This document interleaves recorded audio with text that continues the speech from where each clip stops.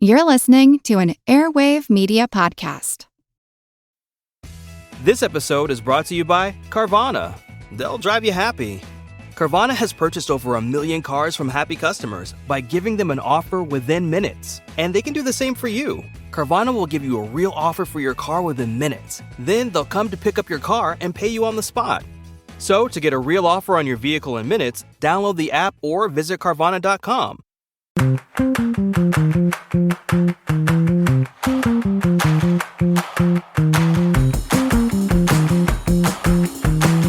Hey there, and welcome to Fan Theory Queries, where we analyze fan theories from all over the internet, but mostly Reddit. I'm Laura. I'm Michael.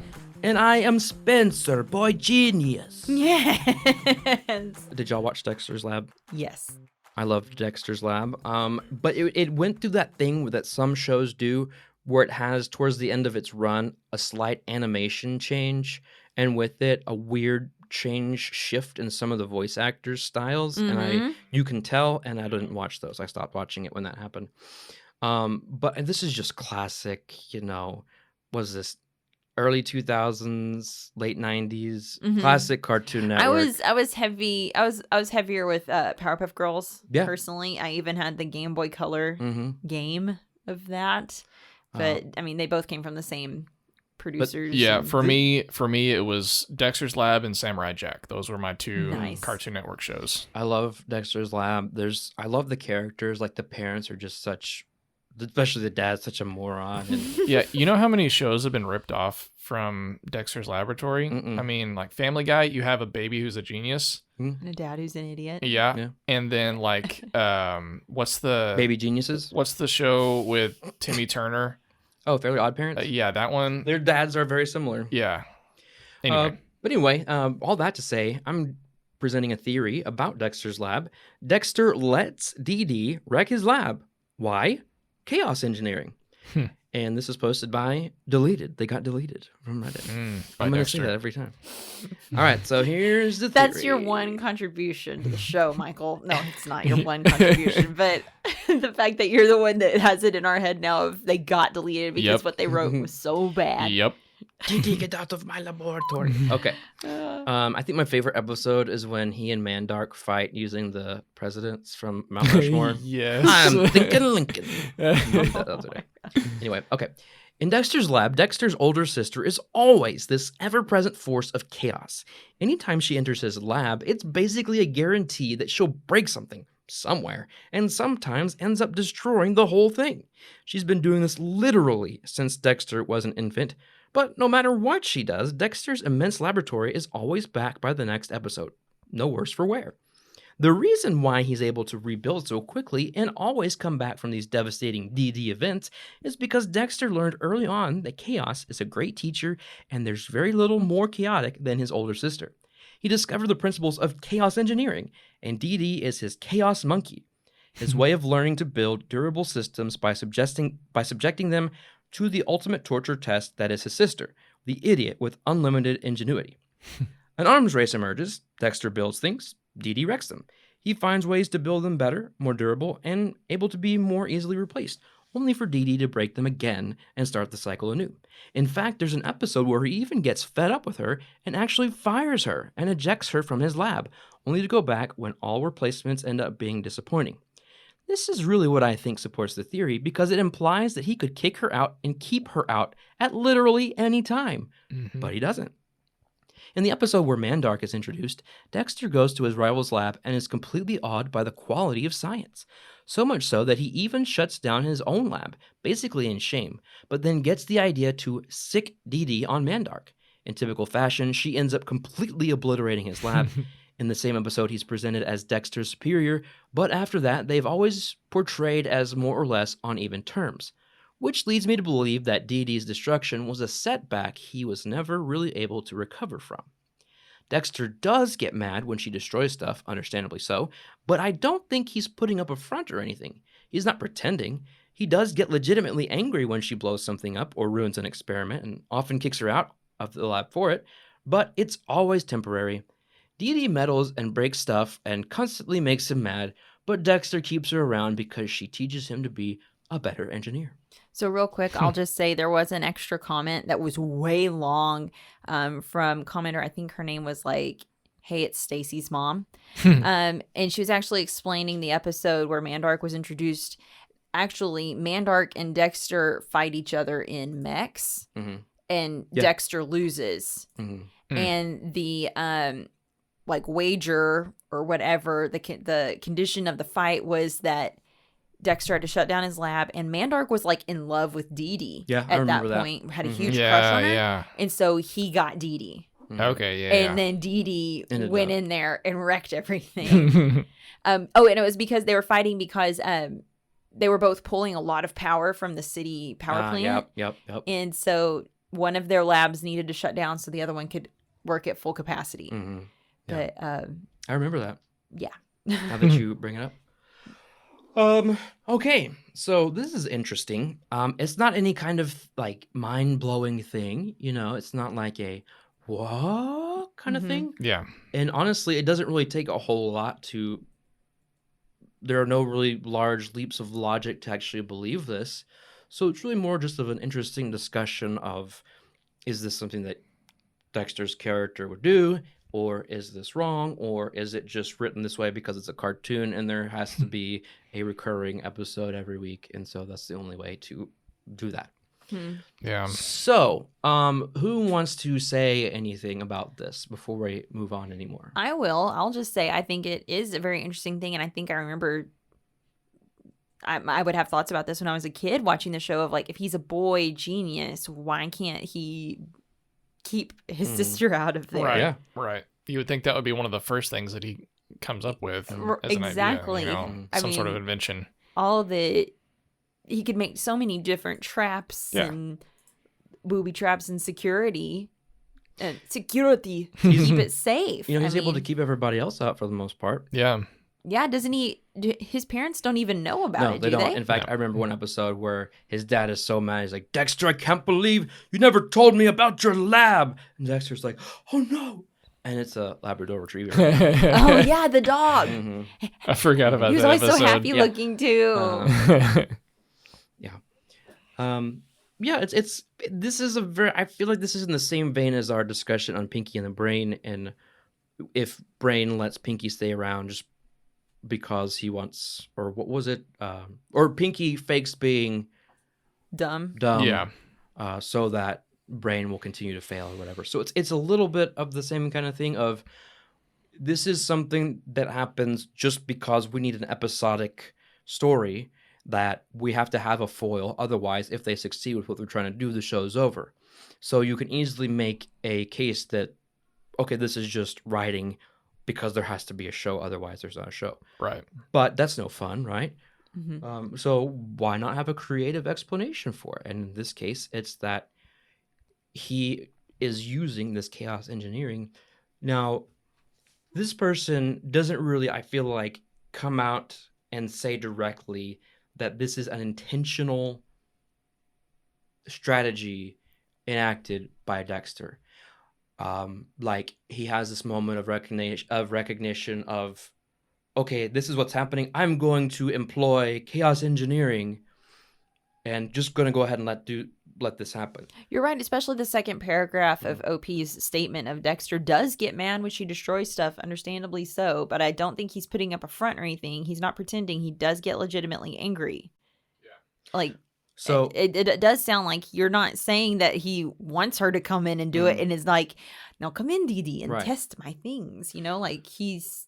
So what I was going to suggest is that is it possible that he has a subconscious plan for chaos engineering that he doesn't like? There's some part of him that understands that he becomes a better scientist as a result of dealing with her shenanigans, but he doesn't outright say, "Oh, this is chaos engineering, and so I'm going to benefit from it."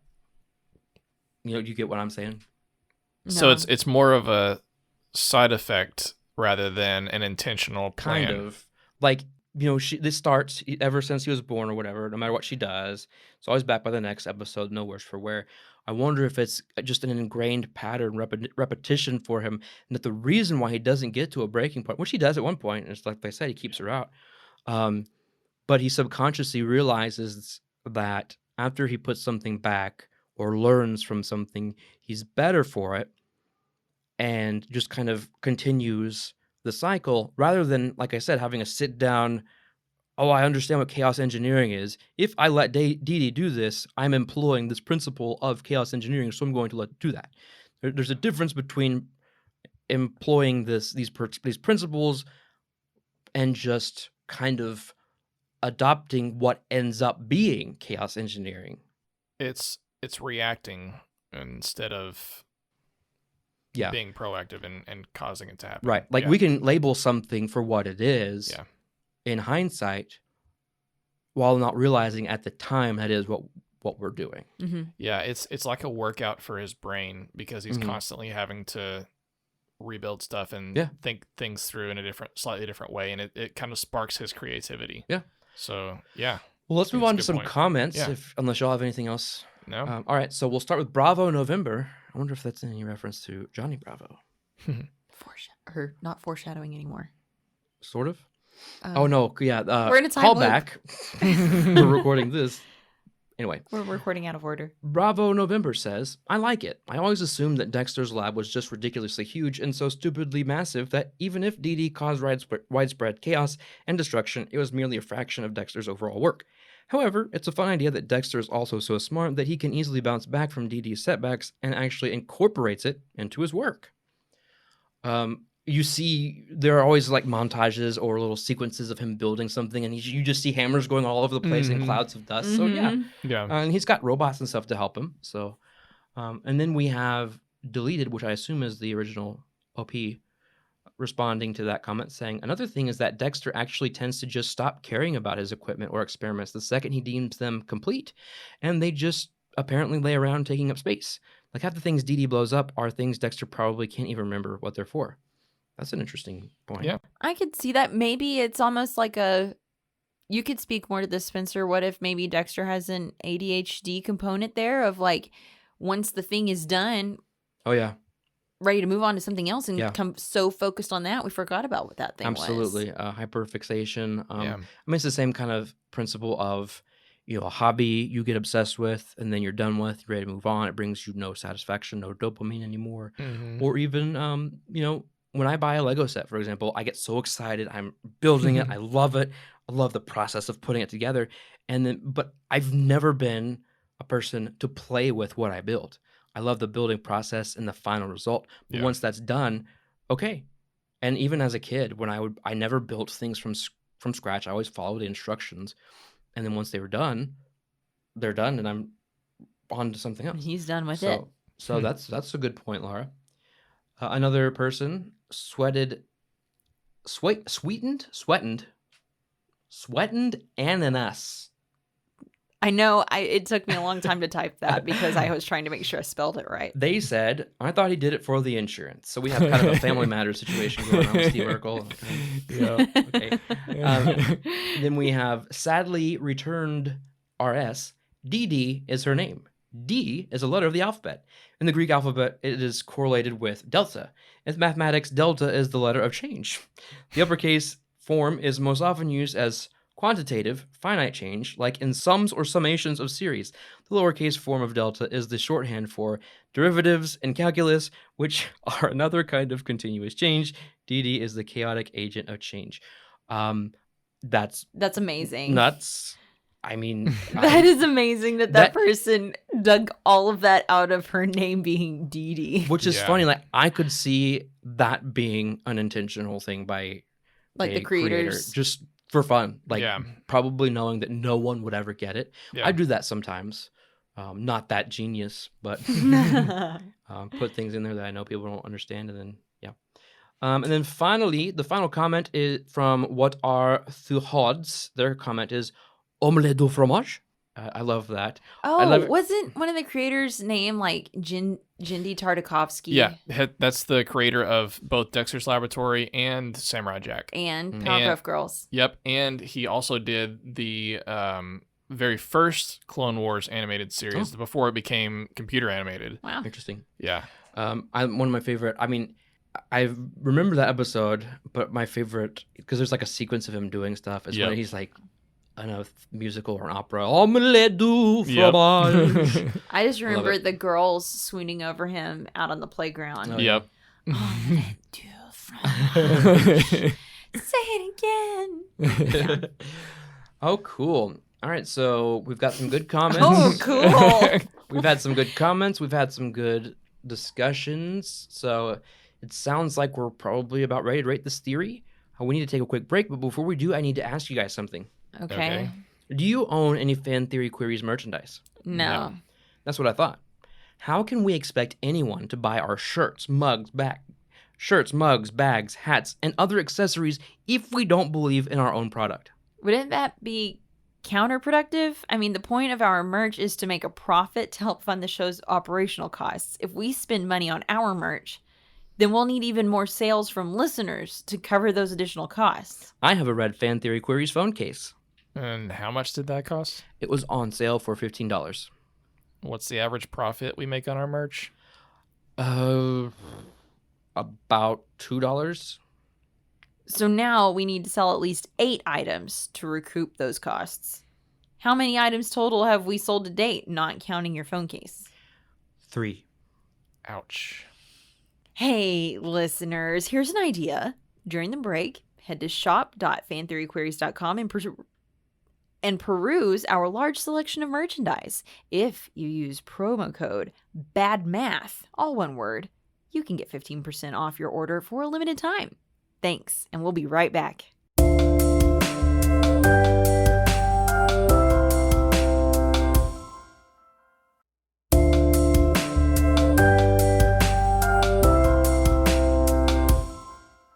Just so we're clear, that wasn't a joke. We're really offering a discount for listeners. 15% off with promo code BADMATH, all one word. Hopefully, that will entice some of you to at least go browse. And the holidays are coming up fast. I mean, who wouldn't want a Fan Theory Queries hoodie or coffee mug? Who wouldn't want Michael to just go over our rating scale already? Jeez, I was just trying to help. The highest rating that we have is Genius. This is reserved for only the best theories, which we believe are better than the actual canon. The next step down is Plausible. It's a good theory, it's believable. Unlikely is next. It's not a terrible theory, but pretty unlikely, as the name suggests. And then the last thing is Preposterous. These are the theories that are just stupid. Basically, we're all dumber for having listened to them. All right, so here we go. We have our rating scale. We've pitched our merch store. Let's give us some ratings. Is Dexter employing intentionally chaos, whatever it's called, chaos engineering by letting DeeDee wreck his lab? I'll go ahead and kick this one off. Okay. I'm going to say this one's unlikely. Okay. I just don't see it happening. There's not enough evidence to prove that it's true. And I honestly, I'm looking at the show thinking this is just another way for them to have multiple episodes. That's just kind of my mindset with this. It's a character written to create situations. Like if the Joker got locked up in Arkham and never escaped. Exactly. Okay. All right, Yeah. Laura, what about you? I'm still thinking. Should I go? Maybe what I say will help you. Okay. Okay. This is a tough one. Again, I think I'm going to go with plausible on this one with the caveat of what I discussed earlier, that I think he is employing the principles of chaos theory, or Not that. chaos engineering. Something different. Yeah, without actually maybe realizing. I know he's a genius, but also I think that if he's learning things from these experiences and he's just continuing to let it happen and not being such, I don't know, like locking her out for good, because as they pointed out, he can do that. He can keep her out if he really wanted to. Yeah. But maybe he would miss her. Maybe he'd miss the frustration. I mean, I know that I get on my sister's nerves a lot of the times, but if I stop bugging them, You do it intentionally. I do. And DeeDee does it intentionally. What I'm saying is, if I stopped and I was just a normal person, they probably would miss that. And so I think that a lot of this is subconscious on his part. all that to say, it's plausible, but not so much in an intentional textbook way. Did that help you at all? Yes. Is it all right if I look something up real quick? It is all right. Okay. I will allow it.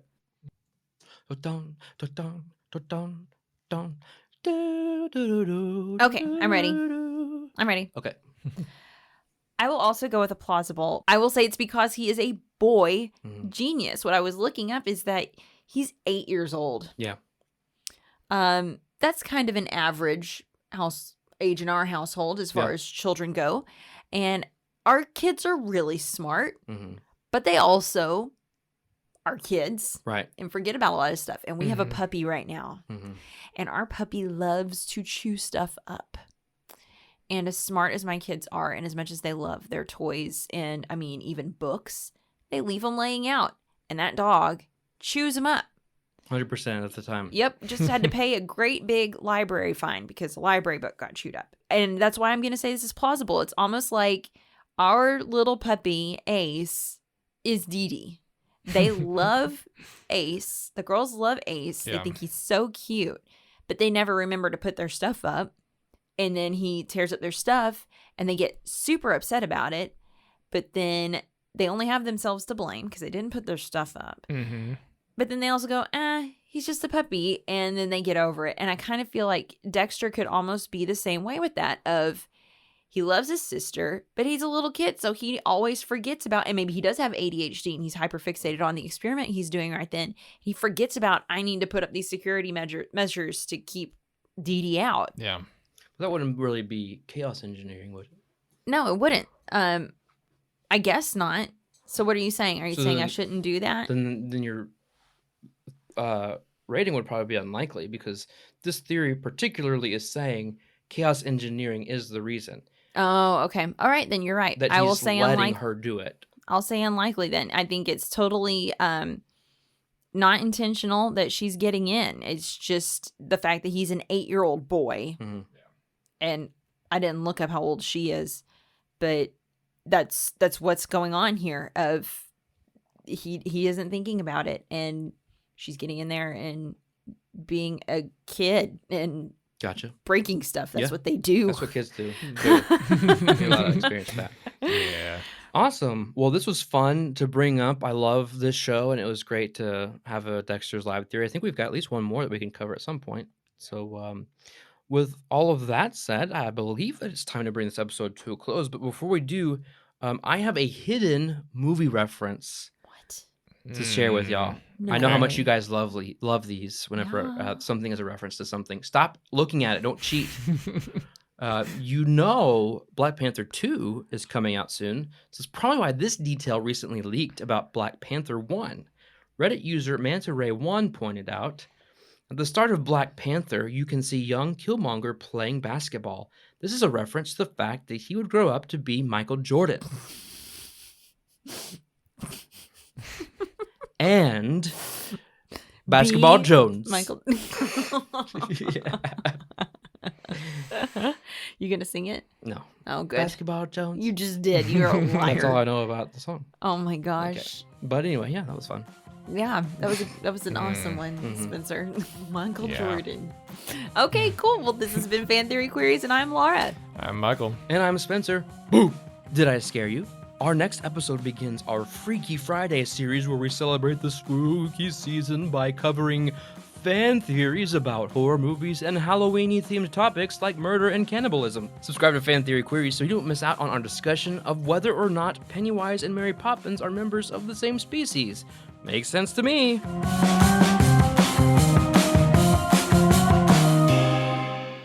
And I'm Spencer. Boo! I don't know, but I found these results on search. I did not say that. Did I Lights skip? off. Fan Theory Queries is part of the Airwave Media Podcast Network. Visit airwavemedia.com to listen and subscribe to their other fine shows like Legends of the Old West, Art Smart, and Attaboy, Clarence!